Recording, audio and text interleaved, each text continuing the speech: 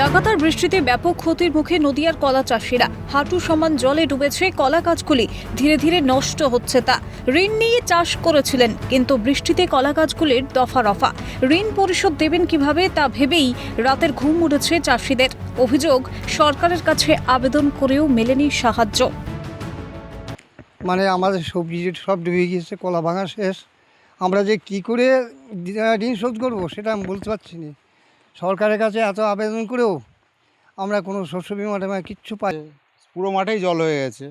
তো এত জলে গাছের পাতা সব হলুদ হয়ে যাচ্ছে, আস্তে আস্তে গোড়া পচে নষ্ট হয়ে যাবে কলা গাছে সব। কলা চাষে কতটা ক্ষতি হবে মনে হচ্ছে? কলার চাষে কিচ্ছুই পাওয়া যাবে না, আর কিছুই পাওয়া যাবে না। গোটাটাই ক্ষতি হবে? হ্যাঁ, পুরোটাই ক্ষতি হয়ে যাবে। সবজি চাষের ক্ষেত্রে সবজি তো সব নষ্ট হয়ে গেছে জলের তলায়। চাষে যেমন ক্ষতি হয়েছে আর্থিক দিক থেকেও, কারণ অধিকাংশ কৃষক ঋণ নিয়ে তারা চাষ শুরু করেছিলেন।